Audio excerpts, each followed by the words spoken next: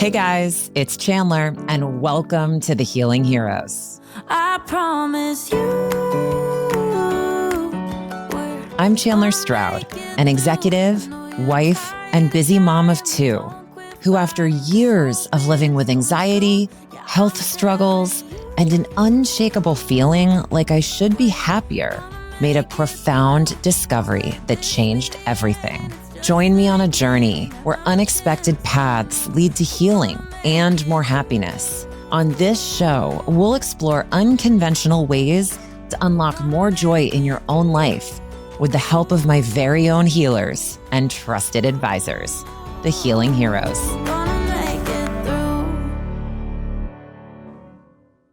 Hey everyone, thank you for joining us once again. Today, I am so thrilled to have Lea, our hero and psychic medium, back here on the show with us.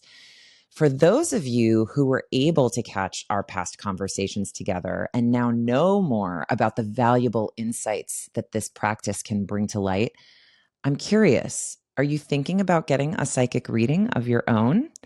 We've covered so many important topics together, including the role of spirit, how to tap into your own psychic abilities, the experiences we may have with the metaphysical world, how spirit can help us become more aware of our own tendencies. And today, we thought it might be time to better prepare you for a psychic reading so that if you're considering one, you can be sure to get the most out of this very special experience. First, let me introduce Lea quickly to those listeners who may be new here. Lea Morgan is a psychic medium offering mediumship and intuitive guidance readings. After careers in advertising and interior design, Lea couldn't shake the pull to fully open up to and understand her intuitive gifts.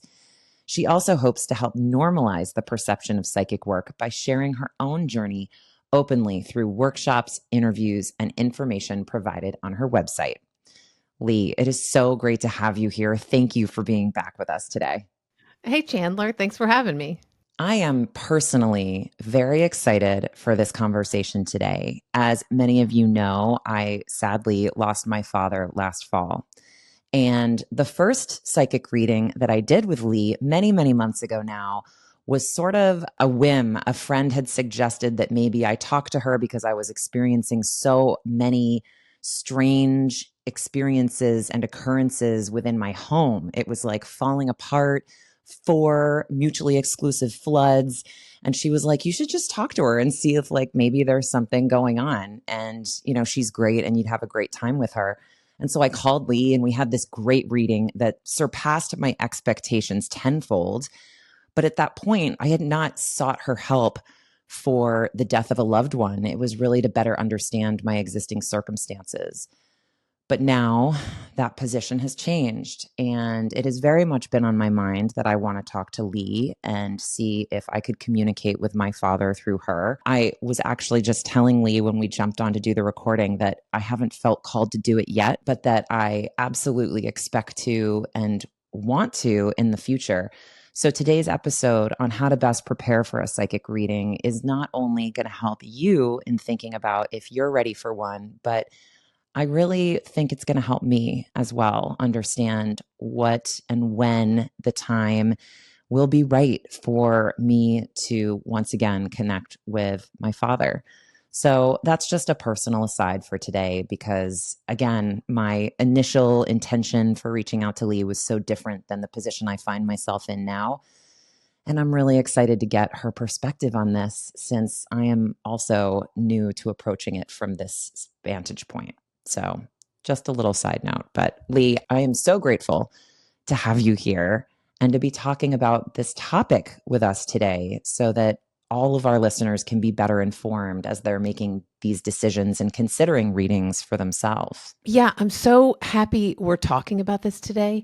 And I sincerely don't think it's a coincidence.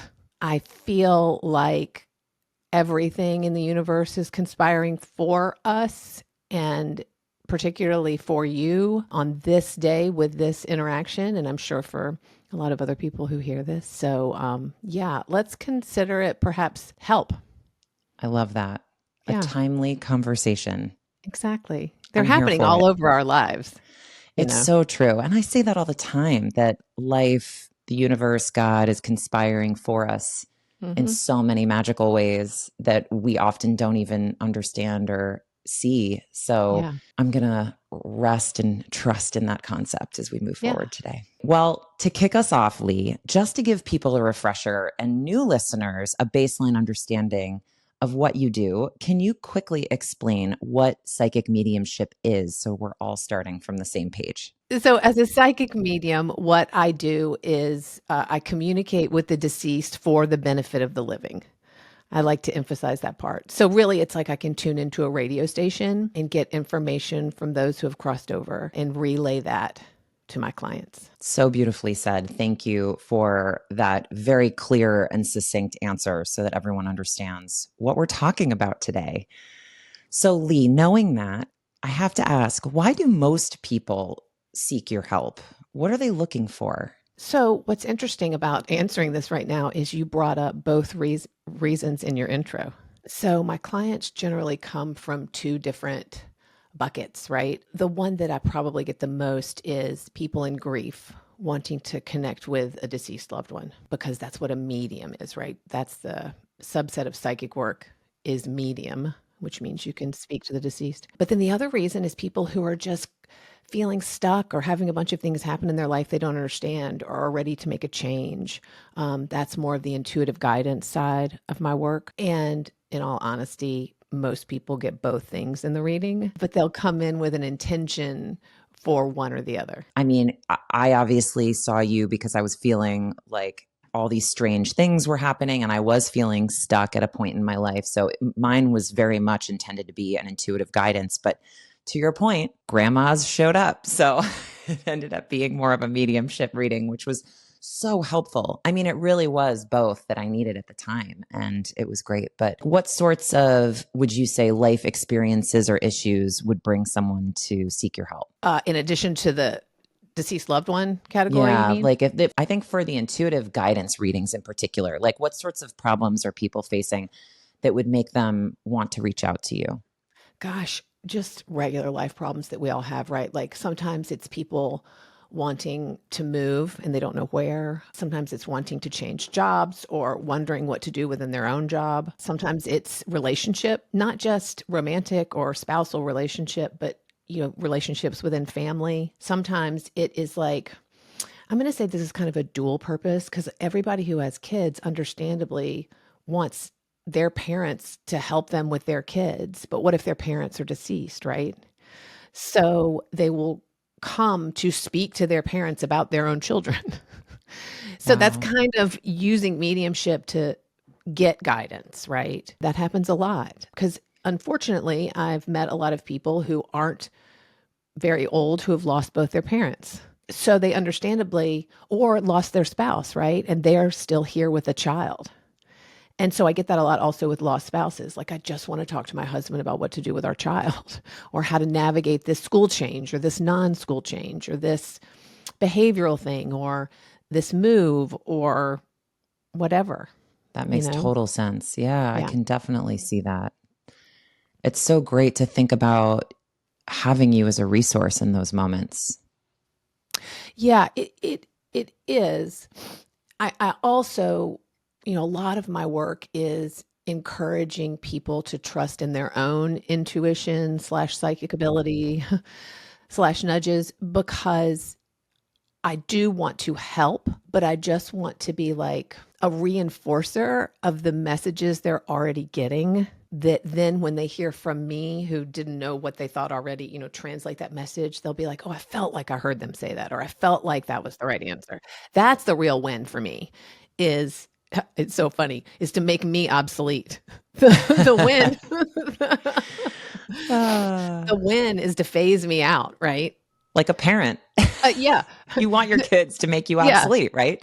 Right. So, I'm always there. And I do have clients who have gotten really secure in their own connection with their loved ones or their guides. It's much more often loved ones, and I'll tell you why. But they will check in like once a year or once every 2 years, just to kind of go over a list of things they felt they heard or felt that they knew, however they're getting their info. But the reason most people hear from loved ones, even when they choose an intuitive guidance reading, is because individuals in spirit understand humans.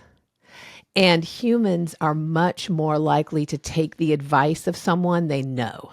Hmm. Right? I think this might have come up briefly when we talked It about your did. reading episodes ago, because I accidentally said the name of your uncle, but or accidentally. But uh yeah, I mean, if we all have guides, but it's very hard to take advice from an idea, Right. right? And it's very easy to take advice from someone you saw. So even if Totally. it's guidance from your guides, they'll just hand the note to your loved ones to pass it on because they're like, it doesn't matter who gets credit. What matters is they listen. That's such a Right? great visual. It really is. Like your guide's like, here are 3 things to tell Lee. You tell her. She listens to you. That's great. I love it. So Thanks for bringing that to life for everybody. How does a person know if they're ready for a reading or what type of reading to get? what type of reading to get is kind of known. That's the easiest part of this Mm-hmm. equation, right? So like you knew. Like you Yes. didn't really, you weren't jonesing to get a reading, but you were willing and open and on your journey, obviously, that we've heard about. People know. And they mainly know because mediumship is such a specific desire that you either have it or you don't, right? You either have a desire to talk to someone who's deceased or you don't. It's kind of, you can't fake that. You can't manufacture it. You can't, and it comes from a couple places. One is obviously deep grief, right? Mm, yeah. But the other one is just love and nostalgia. Like if people want to talk to their grandparents, they miss them, they haven't seen them since they were like 12, or they want to know if their grandparents have seen their kids. They want to know. So it can come from a less charged place than deep grief. But then intuitive guidance just really literally comes from somebody sitting around going, what am I supposed to do right now? Like, I don't know what to do. And that's a very different feeling than I really want to hear from someone. Yes. I mean, you got it, but you didn't have that. Or, you weren't coming in thinking, I really want to hear from my grandmother. I don't No, think. I Yeah. absolutely did not. I mean, I thought maybe someone would show, but Yeah. I really was just looking like you said. I'm so good at just dropping within and kind of intuiting what the right answer is, but last fall with our home, there was just so much happening. It was like a big disaster and then we would clean it up and it would happen again and I would clean it up and I'm like, what am I being told? Like what am I not picking up on here? And that's Yep. where I really wanted the extra layer of insight to understand what Yeah. was going on. I think maybe the more important aspect of this to focus on is how to know you're not ready. I encountered this like, you learn through doing in life. And I used to offer gift certificates on my site because it seemed like a normal thing to do. And I'm sure many people still offer them. But what I found was that it's such an intimate experience that the desire had to come directly from my client and the action needed to come from my client. Like they needed to take the time to sit down and sign themselves up. So what happens is it's a lovely intention. What happens is someone has a reading and it's so meaningful to them and so surprising and so clarifying and with so much proof that they want other people to feel the same way, right? Which is Mm-hmm. great. However, what I say to people on my site is it's much like having the best therapy experience you've ever had and then choosing the date, time, and person your loved one will have a therapy session. Yeah. We just can't do that for each other, right? What it resulted in, I found, kind of get back to when you're not ready, is people who felt pressured to have a reading when they probably weren't ready. Because if you think about it, the giver's so excited, they're so well-meaning. They keep asking, "Have you had your reading yet? Have you had your reading yet?" Yeah. And then the person with the gift certificate's like, "Oh, I don't know." So I it just was do. it just wasn't an energy that I wanted to perpetuate. So I offer them, but only with very, like, if you have to, I make it a lot harder. You have to, and not harder to be harder to be well thought out, right? Yeah. You have to email me. We have to have a discussion about who it's for. We have to have a discussion if they know they're getting it or if they asked for it or if they've asked, if you have a reading with me and you tell someone and they go, "Oh, I want to have a reading with her." Okay, Totally. That's a very different scenario. So what I really feel like I want to clarify is if you're not ready, that is exactly right for you. And if you never want one, that is exactly right for you. It's like every type of exercise is not meant for everybody. Every type of healing is not meant for every human. So it is or it Amen to isn't. that. Yeah. I mean, and even within the realm of getting a reading, who you get a reading with is really important. I mean, I'm a big Mm. believer in no such thing as scarcity. So I'm hoping there's so many of us around that we can't stand it. And then therefore each individual can find their right match, much like a therapist, right? Or even like a personal trainer. Like if you don't have the person that matches you or delivers the type of information you're looking to get, it's just a mismatch. It's not anything wrong, it's just a mismatch. There is a medium for every person who wants a reading, and spirit will often, I think like it probably happened with you, nudge you in the direction of the one they've already found for you, Yeah. you know? Yeah. Yeah. It was So a if nudge, and it was a great mhm, nudge. Look what's yeah, come of it. I know. There's a podcast. I mean, I'm so grateful.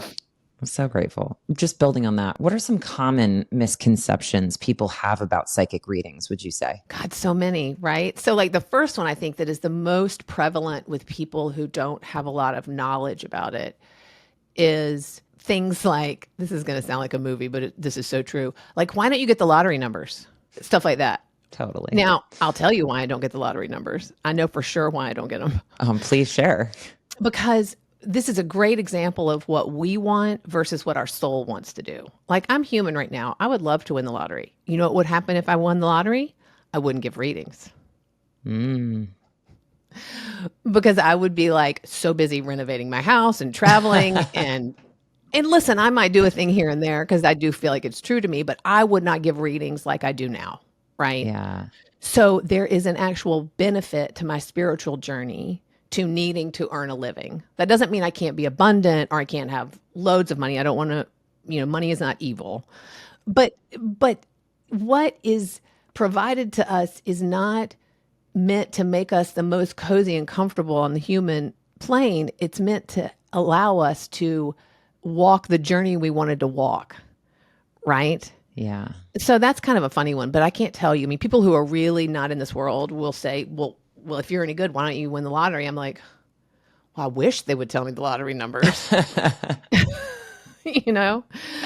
So things like that. It's not for my benefit, right? Like this ability is not so Lee can have great things. This ability is so Lee can participate with others in ways that spirit finds valuable and healing and meaningful. So that's a misinterpretation. Then for people who actually are know a little bit more about this world, I feel like people innocently assume that the clarity of the communication is like right on. They assume that, and I've had this reinforced by an intro to mediumship class I take where I show images how I see them in my mind. Cool. Oh, Because we got to do that at some point. I want to show that. We'll put it in the resources. people believe that I see like the clearest photograph ever for as long as I want to see it. And that's not accurate. This is just me. I see backlit images of human form in certain positions, which give me indications of mood or wellness or whatever. And I see them for a split second. And I can ask to see them again, but it's not at all as clear as you might think. And then the other, the senses that I find most useful, claircognizance and clairsentience, which is clear knowing and clear feeling, are really things I have to translate because they're happening within me. So it's I always tell my clients, it's like a fancy game of charades. So that's like explaining to someone, the communication I get is as clear as a charades game you play. And I feel like that's accurate because sometimes in charades, someone will do something and you will know instantly what they mean. And then a moment later, that same person will do something and you'll think, what are you doing? Like, what are you trying to get across to me? Yeah. So it's like that. It goes from like being right on the nose to being like really nebulous. It goes all around. And I also liken it to like throwing spaghetti at a wall. Like spirit's probably giving me a lot of information at once. And what my mind latches onto are like the first two pieces of spaghetti that caught. Okay. Love that. I think there's so many little caveats to this. I hope I remember to mention, and I'm going to say this now. One of them is, remember how earlier I said, there's a reader for everybody, right? For Mm-hmm. what you're looking for. Yeah. Well, one of the things I've found out by doing this for 10 years now, you do have a specialty. Much like a doctor, right? There's foot doctors and eye doctors and ear doctors and heart doctors, and well, this is not the kind of thing where like you get a note one day that says you're going to be a medium and here's your specialty. I kind of had to back into figuring it out. And what I figured out, and this is not going to be the truth of all mediums. Some mediums really are more just about like facts and confirmation. And, you know, I don't know, maybe it could seem more fun, and mine are love filled and there is a lot of humor, but I have found that the people drawn to me and the spirits drawn to me to get their people to come to me, because I believe it happens that way, are all really, really, really interested in healing and like the hard topics. So my readings are a lot more like therapy Okay. than they are like fun, if that makes Right. sense. Yeah. Not that they're not fun. There really is so much humor because deceased people are so funny. But it gets to the core of things. A lot of what they give me gets to the core of healing, what each person needs. Mm, So I think a lot of people don't anticipate that unless all of my readings are actually word of mouth. So they've probably heard from the person before them how it went. But it mm-hmm. still surprises people, right? Just like it surprises you if you've ever been to a therapist and they immediately uncover the root of something. It's surprising to be seen, I guess, Yeah. right? Yeah. I think it's a really meaningful moment. There also, I think another really big misconception is that all of the work is happening with me. Someone might make a reading and think, oh, I'm going to make a reading and Lee's going to do all the work. Well, I'm only 1/3 of the equation, right? So spirit is 1/3 of the equation. I'm 1/3 of the equation. And then the client is 1/3 of the equation. Because what we're really doing is operating like an energy circuit. Okay. So you're not a passive observer in this experience. I want spirit to bring up the confirming information. What the client does is energetic, believe it or not. I mean, they can claim it verbally by saying, "Oh, I know who that is," or "Yes, I know what they're talking about." But that happens energetically regardless of whether the words come out, right? They feel it and hear it and get it, and that's what keeps the circuit going. It's kind of like throwing a ball. It's like spirit throws me a ball, I throw it to the client, Totally. and when it works right, the client throws it back to spirit, which is just like saying, "Oh, I see you," or "I hear you," or "Yes, that's you." And then what really can mess things up, which is why this is important, is when spirit throws me the ball, I throw the ball to the person, and the person holds the ball. And that can happen for a bunch of different reasons. And that just kind of, you can imagine. I'm just sitting there going, "Well, throw the ball back to spirit so I can get the ball back." Like Yeah. it's like gears that just go, "Oh, stop." What And then the causes opposite that? happens too, like when it gets really fast and really good. Oh, cool. What causes that? Yeah. Well, some indications that you're not ready for a reading. Number one. What causes it is deep, deep, deep grief. When somebody dies, there are a lot of people, understandably, who immediately want a reading. So in my guidelines, I don't want to talk to anyone until it's been at least 3 months since their person has passed. And I want to clarify that's not for the deceased person. The deceased person is fine and probably sitting in the room with them right now. That is for the living person. What we don't either know or recognize is that when we experience grief, our energy signature actually changes. So you know how everybody has an aura. Some people can Yeah. see auras, or you even see sometimes they talk about this a lot with horses. Our hearts give off a frequency that can be felt a certain distance away from our body and that Yeah. sort of I've thing. heard So we're this. all giving off a signature vibration, right? That's around us, that's unseeable. Sorry, I backed up because I was doing something You with could my hands. But watch on YouTube. I know I move so much, but when we're in deep grief as a kind of a survival of the fittest thing our body does without asking us is almost put like marshmallow around us. Mm. I mean, it's not really marshmallow, but like energetically, it's more like No, marshmallow. I'm loving these Are you picking? metaphors, Yeah. analogies, visuals. They're great. I don't know if this has happened to you, but like when my dad died, and you can notice this with your normal senses, is what I'm about to tell you. When my dad died, I like couldn't hear anybody for like 6 months. Like every time somebody said something to me, and no matter what volume, I'd be like, "What? What?"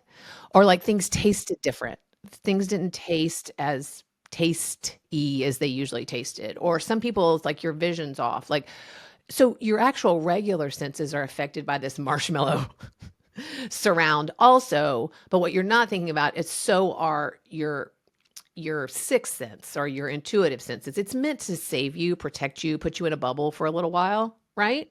So it's a beautiful intention, but it will impede connection or presence in a moment in your life or in a reading. Also, when grief, just observational presence is kind of dimmed. I don't know if you've noticed that. Like, Absolutely. Yeah. yeah. Way So that's dimmed. intended to help you, right? But what we need to Interesting. do is recognize that it exists and let it help us, which means don't try to break out of it. Just it's like trying to heal you and like cushion you and I Mm. can't say how long, it's different for everybody. I just picked 3 months because it's kind of an average. It won't be long enough for some people. It might be longer than some other people need. It all depends on how great the loss is, right? And Mm. all the details that I don't know about. Yeah. So if they come too soon, yes, that will happen. We'll have that marshmallow coating. Also, I really literally cancel readings for this. If someone is in a panicked state or any kind of high state of dysfunction or no, dysregulation is the better word. Yeah. Like Okay. nervous system deregulation, if we're there, same thing. It's like you don't have your bearings. It's like your compass isn't not calm in those moments. And so it's not the appropriate time to get input, right? The body needs to, I'm not saying you need to have it worked out. Nobody has it worked out. But you can't be in like a crisis state, right? So that's a bad time. And then also just people who aren't interested in it. Sincerely, if you're not interested in it, I absolutely believe that it's not meant to be part of your interest in this lifetime and that you are doing exactly what you need to be doing. Don't do it, I you love that know? advice. That's Yeah. part of the advice we give on the show. The reasons we talk about so many approaches to healing is so that you can find something that speaks to you, since not all of them will. And I think it's really helpful when you can kind of listen to yourself and know what's calling to you to try and what you are pretty confident is not for you. So I Yeah. think it's great that you're flagging that too. Yeah, don't do it. I mean, there's plenty Don't of do things I it. don't wanna do, so I don't do them. I love that. It's Yeah. called boundaries, people. We have a whole episode on that, by the way, with Bonnie. Check it out. Uh, Ah, I'm still stuck on marshmallow because I'm like, I'm still in a marshmallow you're layer. in a That's marshmallow. exactly, I am so in a marshmallow layer. It's like I try to connect with other people. I try to, and like, I'm okay being in a marshmallow layer. Like, I feel that I'm very It's much appropriate. inward right now.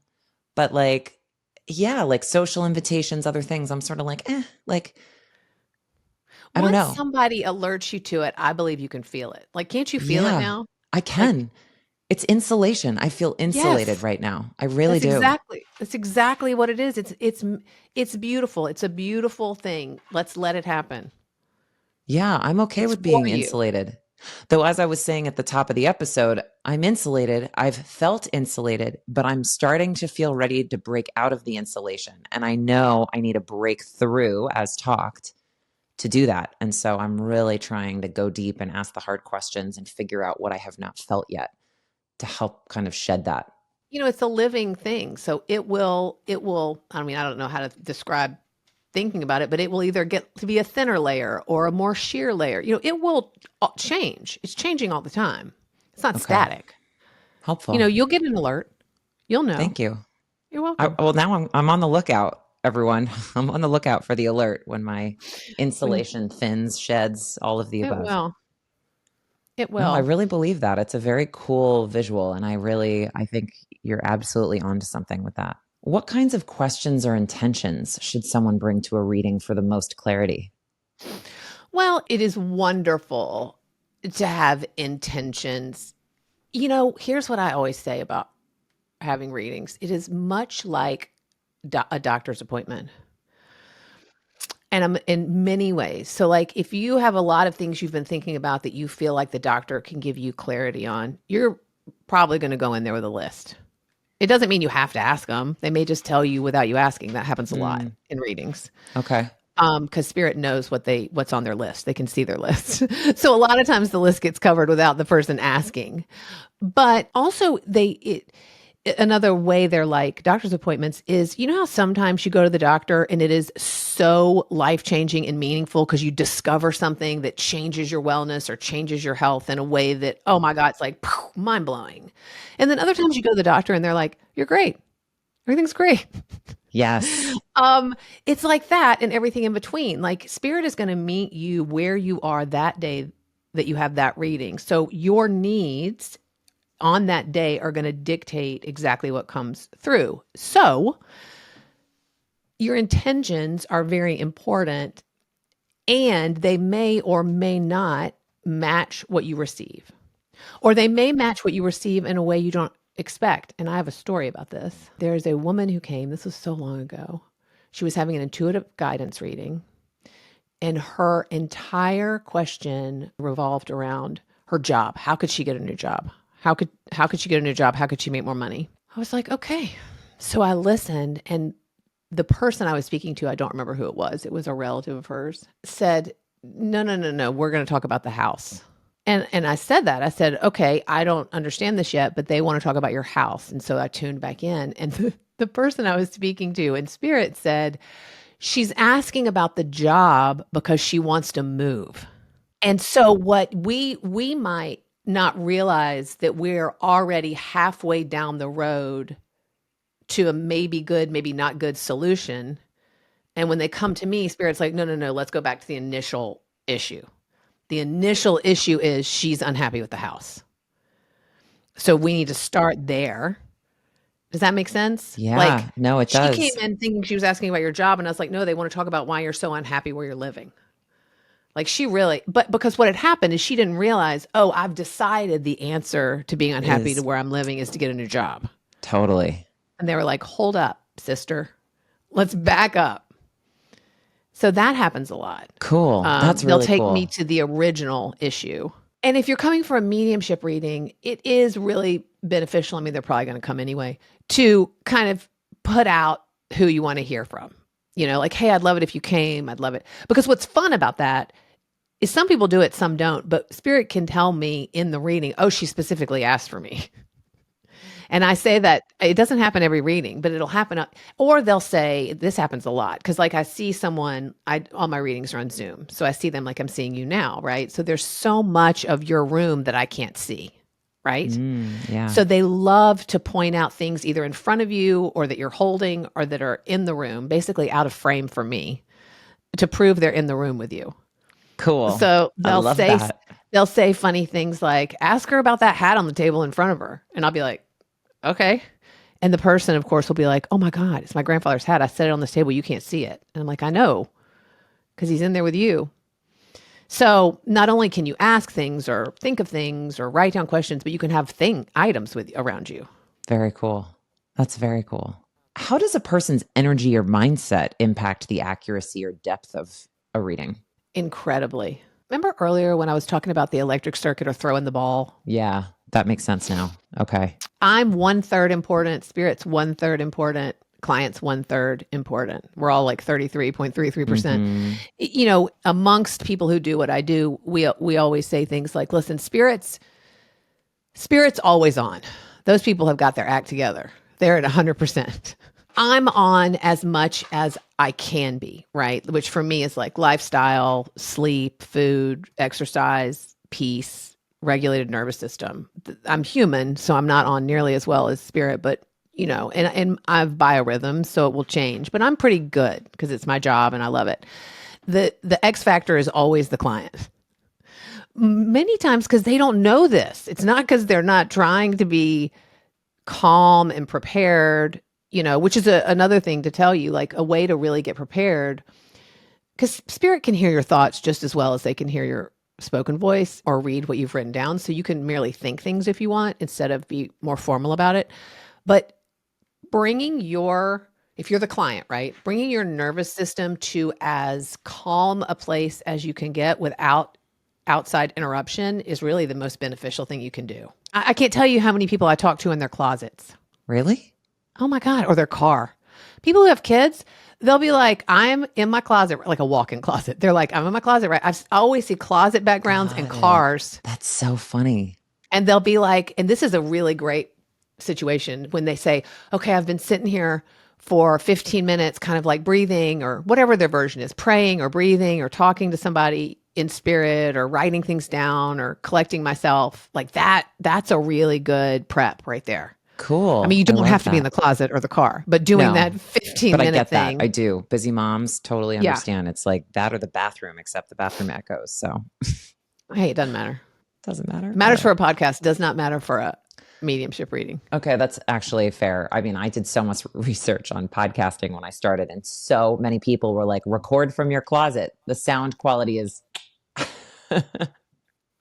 People love a So, closet. they love a closet. Also, people tend to feel chilled out in their closet, Yeah, I get which is it. great. Anything that makes you It's like feel a good. A cocoon. room that, yeah, definitely. I mean, and also in all of this, I like to point out that just FYI in the world, a skeptic is very different than a denialist.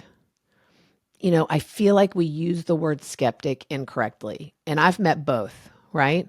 Yeah, And I'm not here to change anybody.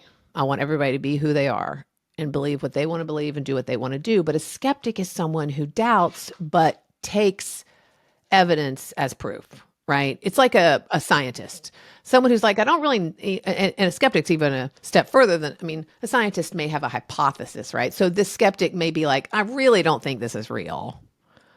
However, I'm open to evidence, yes, which is great. You know, that's a very reasonable way to be. yeah, What's different, and I have had clients like this, is a denialist, which is someone who has decided that the evidence won't change their mind or that it's not good enough. And really, I mainly hate that. First of all, they certainly don't need to get a reading.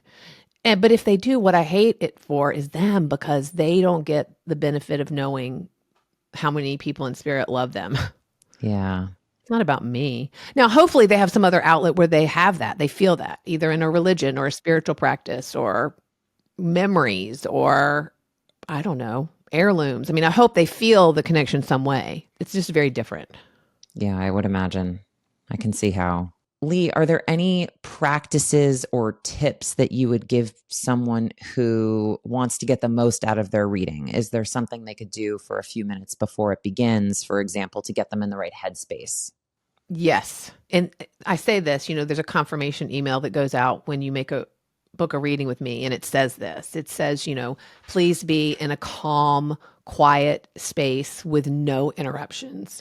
And to do this if as much as you can, you know, at least 15 minutes before your reading starts. It's just kind of calming your own nervous system, getting everything kind of to drop down to like neutral. It does make the energetic interaction easier.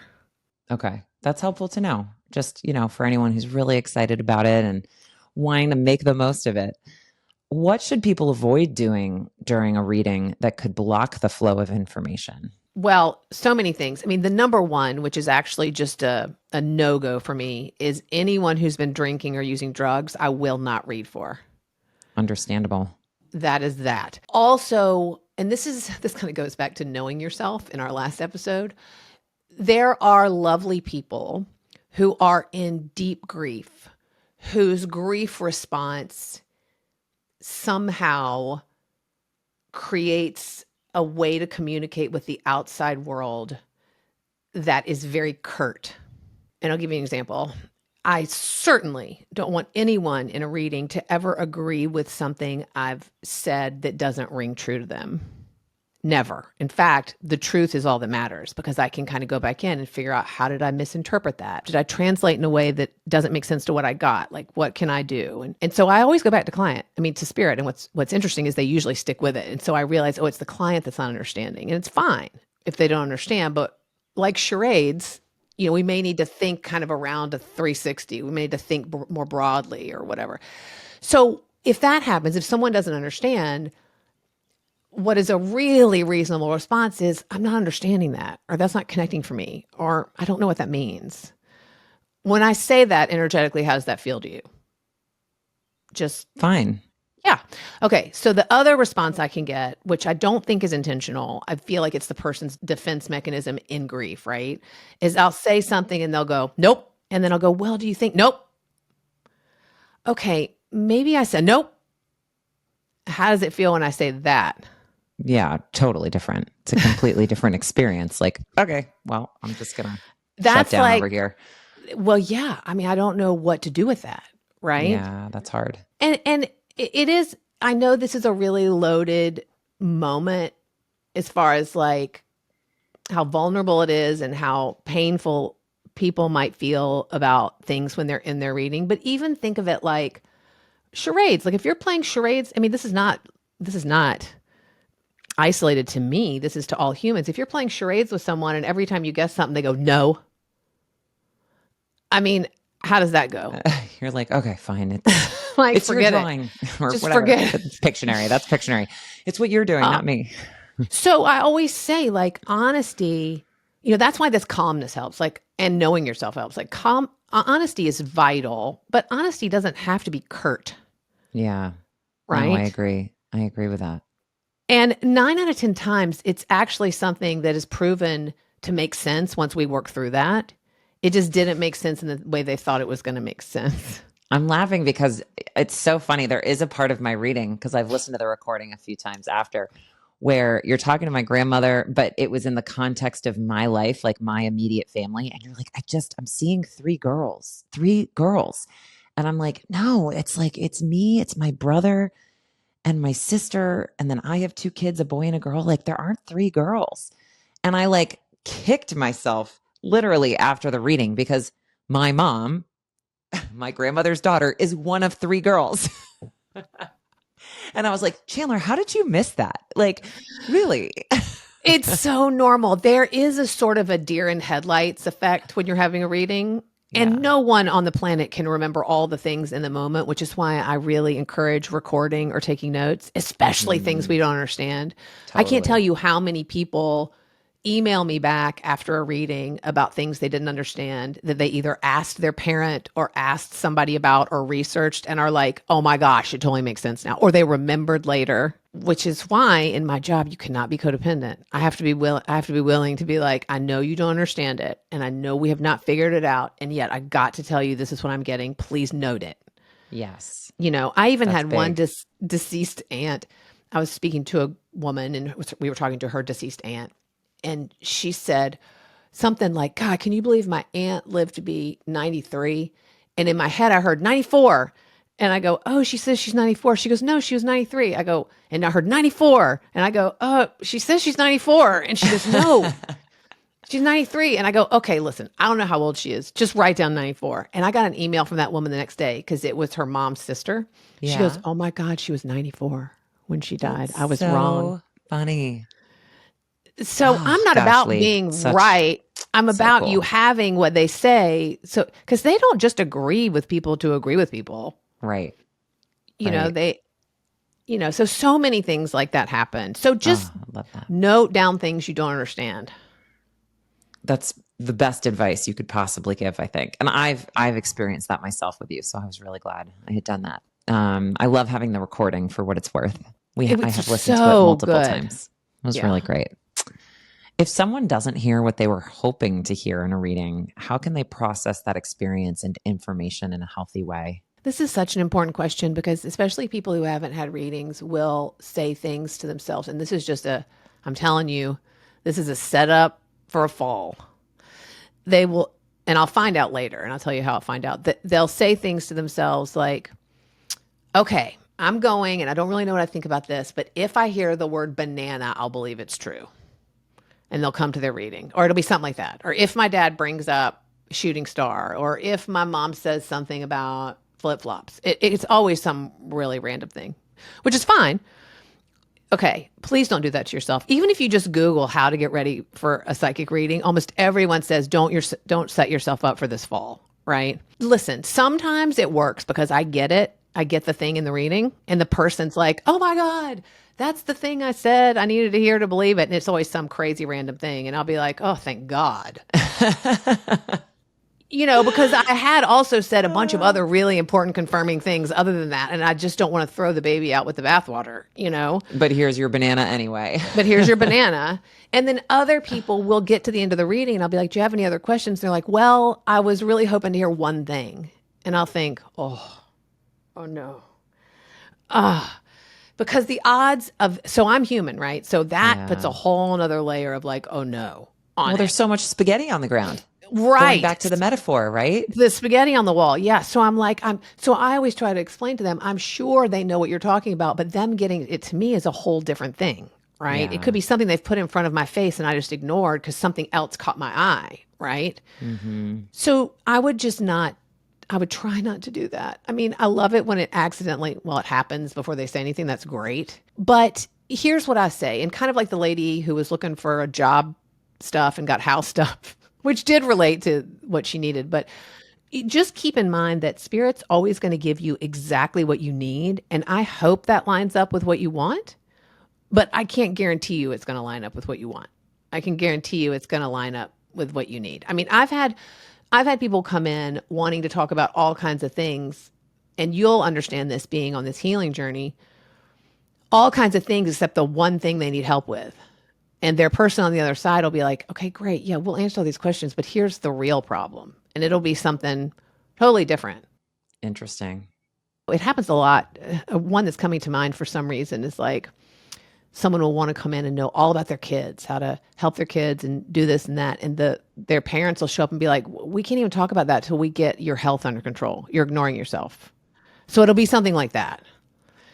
Like we love your kids. They're our grandkids, but whoa, like if we're so worried about your kids, then we've got to get you healthy. They are the boss of what comes through. And it's always for your best interests. I love it. Yeah. I mean, if I remember correctly, you wanted to know about your house, which is great. I think they told you some stuff. But I think more importantly, what they told you was about your work. Yeah, it's so true.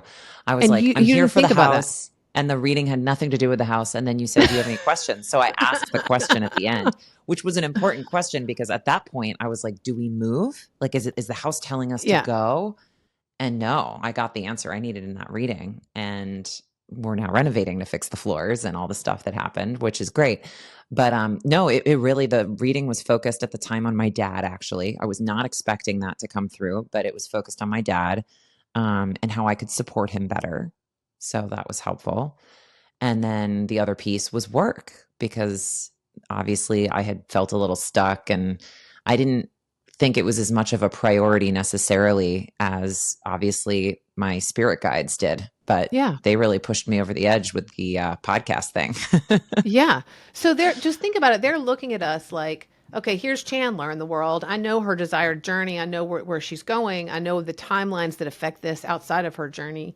She wants to know about her house. Yeah, we'll entertain that. But here's the important thing. We got to talk to her about her dad and work, because we know her dad's time is probably more limited than she might know. And they won't reveal that because that's not helpful. Instead, then we also got to focus on work, because this is a prime zone for her to do this, right? It's like they know the most optimistic zone. So they knew the priorities time-wise. Yeah. And in life, like, that's kind of how it went down. Yep. Yeah, that's exactly how it went down. So and actually, I would say, they did provide a lot of clarity on the work, because the work thing was something I was already considering, but they really took it over the finish line for me in reminding me that, like, basically to focus on women, which was my passion all along. And I just needed to hear that reinforced, because it was a big unlock. It was like I heard that and everything fell into place and I knew what I wanted to go do. But I just needed permission to do that in a way. Yeah. So just go with the flow, like being willing to go with the flow, knowing that it's, have faith. Faith. There you go. Faith. So much faith. Oh, yeah. It's the best thing. It really is. What should somebody do either during or after a reading to integrate the messages they received? Okay. I'm going to back this up a little bit and start with in the reading. Okay. And then I'm going to cover what you asked. And I'm telling you this because I have become amazed at how conditioned we are to apologize for being emotional.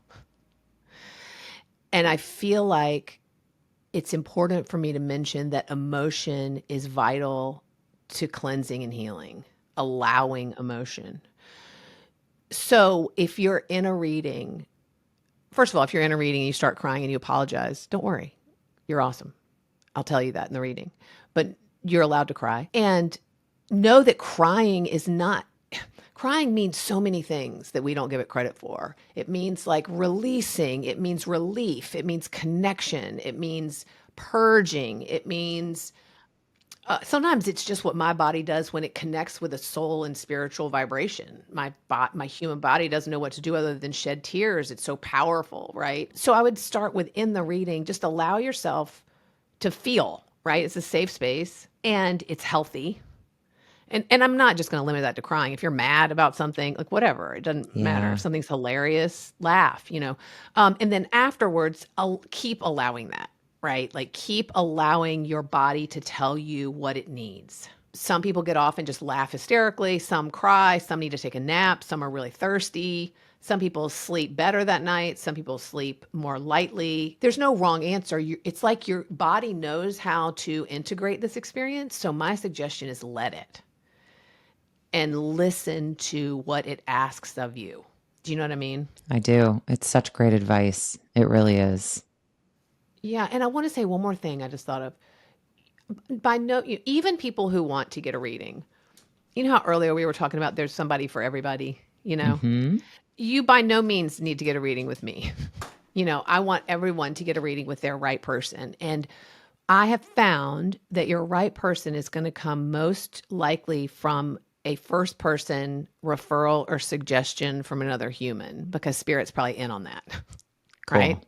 Yeah. And if that's not happened to you and you're still interested in a reading, I would go to great lengths to try to see if you can find video or audio of the person you're interested in getting a reading from, because hearing them speak, hearing the way they speak or the way they deliver things or the way they interpret, because translation is is really what makes us all different. We translate differently. You'll know if you relate to the way they're doing it or not. Do you know what I mean? Or if you're like, oh, I want to talk to them, or oh, I don't really want to talk to them. It doesn't make anybody right or wrong. We're not trying to wrong anybody. We're just saying, where's your fit? Yeah.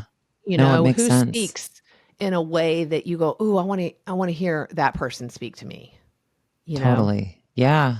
Yeah, I do. I think that's really, really great advice. Chandler, almost everybody in the world gets on a reading with me and starts to cry and apologizes. I would do the same thing, and I'm pro crying, and I would still apologize to you because it's like such second nature. We wonder how conditioned we are. Yeah, it's so true. It's so true. I'm really glad you said that, Lee. Lee, thank you so much for being here. This was such a helpful conversation. I learned so much, and I know our listeners did too. And if you are considering a psychic reading, I personally cannot recommend Lee highly enough, but as she said, do your research, try and get tapes, find the best fit for you. And now you know how to prepare for this important conversation. So I hope you enjoy it if you do decide to go and get one for yourself. Lee, thank you again. Thank you. And to those listening, if you like today's discussion, please share it with friends and don't forget to subscribe. You can also visit healingheroespodcast.com to get resources, meet the heroes, and share your ideas for future episodes. Thanks for listening, everyone. And until next time, remember, be curious, be courageous, and be kind to yourself. You've got this.